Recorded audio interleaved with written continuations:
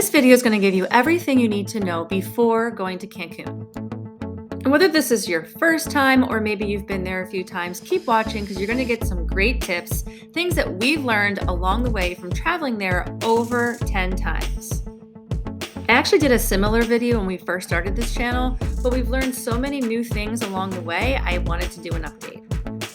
So my first tip is to not check a bag in. Do not check a bag in. I've actually said this in several other of my videos, and it's for multiple reasons. One is you're going to Cancun, it's a warmer climate, so you can multi-purpose clothes. You don't need a lot, even if you're going to be there for over a week. Checking a bag in can actually add a lot of stress to your trip in a lot of different ways. The first issue that could arise is when you get to the airport that you're departing from. And I'm sure you've seen it, sometimes there are very servicing all of the different departures in that airport. So it could be hundreds of flights that go off at the same time.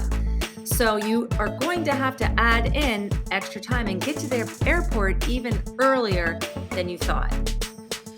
And yes, there usually is a cost related to checking in bags, but there's sometimes a cost related to carrying on bags. So cost is not a factor when I'm making my decision to carry on my luggage.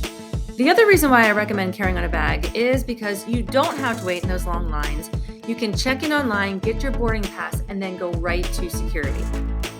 So for me, that's reason right there. But then when you arrive to Cancun Airport, we're going to talk about the Cancun Airport later, there could be added stress because then you're going to have to sit there and wait for your bags to come in. And I've heard of people having to wait sometimes 30 minutes to an hour just to get their bags because the Cancun Airport can sometimes be disorganized and a little bit stressful. But here's one of the major reasons why I no longer check bags, and that's because of all of the issues with the airlines, all the cancellations. I can't tell you how many times I've seen people that have checked their bags in. Now we're waiting at the gate and then they cancel or something happens with the flight. And now they have to figure out how to get their luggage back. And they have to wait sometimes hours and hours. I've heard of people having to leave their luggage overnight and try to get it the next morning. And if you think that there's absolutely no way you can fit everything into a carry-on, again, check out the video I did on packing because you are going to Cancun, you can multi-purpose, you can really fit everything into a carry-on, trust me. Okay, moving on, I'm sure you already know that you need a passport to enter Mexico. However, you do not need a COVID test or a COVID vaccine. But I want to give you some tips about the forms that you have to fill out. So once you're in the air, you're going to get a custom form, which is one per family, and an immigration form, which you have to fill out for every single person you're traveling with. We made the mistake of trying to fill these out online once, and then when we got there, they would not accept them. So just remember to pack some pens and then fill them out on the plane. But this is very important. When you do get to Cancun and you go through immigration and you have this form, they're going to tear off the bottom and they're going to give it back to you. So make sure you tuck that into your passport because you need this to get back home. Otherwise, you have to pay a fee. You have to go to an office and it's going to take hours. So do not lose the little tear off that they give you when you go through immigration. One tip I've learned along the way is to have those passport numbers handy, especially if you're traveling with multiple people, because you have to flip back and forth through the passport, which can get a little clumsy when you're on the plane because there's not much room. So either put them in your phone or have a little list of all the people you're traveling with and their passport numbers to make it easy to fill out those forms. And one last note about passports, when you do arrive wherever you're going, make sure you put them away in a very safe spot, preferably a safe or someplace very hidden away so they do not get lost or stolen. Now for some tips for when you arrive to the Cancun airport. So when you do arrive, the first thing you have to do is go through immigrations. And sometimes these lines can be pretty long. So make sure you use the bathroom. If you have kids, let them stretch their legs because you have to stand in these lines and go through immigrations. Then once you go through that, that's where they're going to tear off that little stub I told you. You're going to keep it in your passport. And then you're going to go on to either collect your luggage, but hopefully not. You listened to me, you didn't check one in, and you're going to go right through customs. Now, customs can be one of two ways. Sometimes you just go right through, they don't check anything, and sometimes they will be checking your bags. so you could be prepared for another few minutes wait there as well. After you get through customs, it's time to exit the airport, and this is where things can get really stressful because you are going to be hounded by salespeople trying to sell you transportation and taxis and excursions and dinners out, all sorts of things. And do not stop, do not talk to them, do not pay attention. In my other video, I just said, tell them no gracias, no gracias, no gracias, and keep walking until you're outside.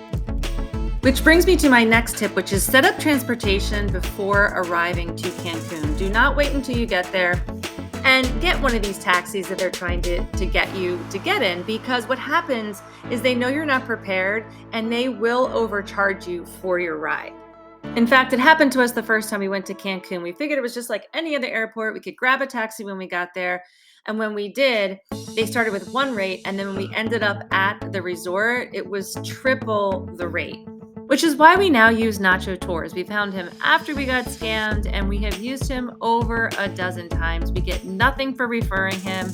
We just love his services, very reliable, very affordable. And now he's like family to us. So I will put all of his information below so you can reach out to him directly and he will give you a quote. Real quick, some other tips for the airport. So the first thing is the duty free. You may want to go ahead and buy yourself maybe some wine or alcohol at the duty free to take with you, depending on which resort you're going to or where your final destination is. The other thing is that Margaritaville Hut that is staring you in the face when you leave, finally exit the Cancun airport. And I get it, you're Mexico, you want that margarita, but just so you know, they are priced at about $22 a margarita. So depending how long your ride is, you may or may not want to get one. Or maybe you'll just get some of the duty free, get a bottle of alcohol or a bottle of wine, and then have some wine on your trip to the resort. Some tips for when you are departing from the Cancun airport back home. One is definitely allow for extra time, especially if you're checking a bag in. You have to arrive at least 2 hours early. Those lines can get really, really long. Also, now they are having you fill out a health form or visa, whatever they call it. You can actually do that online. I encourage you to do that before getting to the airport because they are going to want the QR code in order to get into the security line. One thing the Cancun security is very picky about is your toiletries and liquids that you have in your carry-on bag. So make sure you take those out before you put your bag through security, or they will flag it and you will have to wait a little bit longer for them to go through your bag. Once you get through security, if you're hungry or you want something to drink, there are not too many places to sit down and do so. So the lines, again, tend to get very, very crowded. So do try to eat something before you get to the Cancun airport. If you want to sit down and eat, we always usually go to Margaritaville. That's been the best place that we've been. Okay, moving on. If you're worried that you don't speak Spanish, the great thing about going to Mexico is that most speak at least a little English. However, it's always a good idea to learn the common words when you're going because they do appreciate that anytime you're traveling to someone else's country. So just learning the simple phrases like hola, ¿cómo estás, buenos días, gracias, de nada, things like that really do go a long way. Also, you could get Google Translate on your phone, and if you ever have issues, you could just type that in, and then Google Translate will also spit out what you're trying to say. A lot of people also spend time at the airport exchanging currency from dollars to pesos, or for whatever currency they have to pesos. And honestly, you really do not need to do that, especially if you have the US dollar or the Canadian dollar. So it is very strong there. They love when you tip with that, obviously, because it's worth more. So just make sure that you do know the exchange rate. For instance, if you're going to go into a market and barter for things, those might be times you want to pay with pesos, or at least you know the exchange rate. Which brings me to tipping. Even if you're going to an all-inclusive resort, you definitely want to bring a lot of singles so that you can tip the workers. Remember, these workers don't make a lot. They're making your experience better, and if you tip them, they're going to make it even that much better. And really, a little tip goes a long way for them. So even $1 or $2 is really going to mean a lot. And when you're in Mexico, God forbid, if your information does get stolen, that's directly connected to your bank account. So bring credit cards, bring a few different credit cards, make sure you notify them that you are going to Mexico. And that way, if anything happens, it's very easy just to call the credit card and stop it. But I would bring multiple ones just in case. We've never had any issues in Mexico with our information being stolen, but that's just good advice when you're traveling anywhere. Next tip is don't drink the water. And I know you've probably heard that before, but I would definitely agree, although I've never gotten sick from the water or food in Mexico. I would definitely just stick with drinking water from the bottle. Some people go as far as to sticking to drinks that are only in cans or bottles, like beer, wine, sodas, and that's up to you. I actually always drink seltzer and vodka when I'm there, and I never had an issue, but if you want to take another level of precaution, you can do that. Another tip along those lines is to bring stomach medicine like Pepto. Although I've never gotten food poisoning, I've certainly overeaten and overdrank when I'm at an all-inclusive. So it's nice to have that on hand. And again, you're going to be doing that, you're on vacation, and so you have it on hand. You don't have to go down and overpay for it at the gift shop. One thing that's also really worked for me is that I take probiotics before going on vacation. So you can really get your stomach ready for that all-inclusive vacation. This tip I haven't really seen many people give or anyone give, and that is about live cams. So sometimes your resort will have a live cam that you can look up online before booking if you wanted to see the beach conditions or what the resort looked like, or maybe your resort is next to a resort that has a live cam. I'll put the link below of the one that I use. And the beach conditions really can change from day to day. So there's no way of really predicting when it's going to have seaweed and when it's not. It's just Mother Nature, but sometimes it's nice to take a look, because some resorts do just have seaweed all the time, like the Grand at Moon Palace. Where some, it just comes and goes. Like we were at the Sun Palace in July and they had a lot of seaweed. Then we went in November and there was no seaweed. Again, that's just Mother Nature and there's no way to predict it, but you could avoid some resorts that experience that year round if that's something that's really important to you. Which brings me to my next tip is always do a lot of research on any resort you're going to go to in Cancun. Just like any place that you go, there are really good ones and there are really bad ones. So I've seen so many comments where people say they're never going to go back to Cancun again because they had one bad experience at an all-inclusive resort. I actually do a whole other video on almost a foolproof method on how to find the perfect resort based on the things that you're looking for so that you can avoid some of the pitfalls that people have fallen to in the past. I prefer the all-inclusive experience in Cancun, really just for the freedom of mind, but you can have an amazing non-all-inclusive experience as well. My brother actually did it that way, where you can stay downtown. There's a lot of amazing restaurants and fun things to do. Which brings me to my next tip about going off the resort. And I think Mexico really does get a bad rap. I have felt safer off the resort in Mexico than I do here in downtown Newark.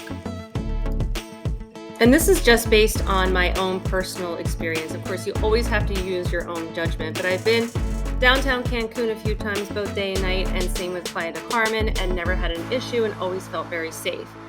In the hotel zone, they also have a bus that's only $1 that could take you down, to different markets, to the clubs. We even used it during the day to go to the ferry, to take it to Isla Mujeres. Which brings me to my next tip, kind of along the same lines, is to definitely book some excursions while you're visiting Mexico. We made the mistake of not booking excursions the first few times we went to Cancun because we were usually only staying for 3 days and 3 noches. But what we found is that you can book an excursion like your second or third day there, and still you don't have to take a whole day. You can do half-day excursions. Isla Mujeres is beautiful. Our friends went to Tulum. There's lots of different things that you could do in a short amount of time. A lot of people ask us what part of Cancun should they stay in, and there's obviously lots of different options. You could go south, which is Riviera Maya, Tulum. You could stay closer to the airport, which is Quintana Roo, or the hotel zone, or you could even go north which is like Playa Mujeres, Costa Mujeres, or you could even take the ferry over to Isla Mujeres or Cozumel. So there are a lot of options. So I would say first start with how close you want to be to the airport. If you do not like a long ride, then the hotel zone is great. If you don't mind the ride, then just do your research and see what it is that you're looking for in a vacation. We stayed at the Barcelo, which was great, but it was an hour and 40 minutes. Costa Mujeres was about almost an hour from the airport. So just do your research. There's a lot of options. Watch my videos, and you will be able to make the best decision that way. And now for some final tips of things that you definitely need to bring when you're going to Cancun. One, obviously, is sunscreen. Everyone knows to bring sunscreen, but make sure you bring sunscreen for your lips as well. And then just bring your own sunscreen. Don't wait to buy it when you get to the resort, because it is going to be double or triple usually what you pay. If you're not checking in a bag, then you have to make sure you bring travel size. And usually CVS, Walgreens has them, and it's really not that expensive, $5, I think, and you might need 2 or 3 of them. Definitely bring insulated mugs. We didn't do this like the first 2 or 3 trips, and finally I was like, we should get our own mugs because it does get very hot. The drinks melt very quickly, so it will keep your drinks cold all day long, and they will actually refill your drinks right at the bar in the mugs. A wireless charger is something I never thought of bringing before until my last trip, when my charging cord got broken inside my phone. And then when we did finally get it out, there were no other chargers that were working. So now I bring a wireless charger because I never have to worry about that. Or if I lose, my charging cord, something along those lines, I'm always going to have some way to charge my phone. Again, make sure you watch the whole packing video I did, because it gives you all the different things that you should definitely bring when you're going to Cancun or any all-inclusive vacation.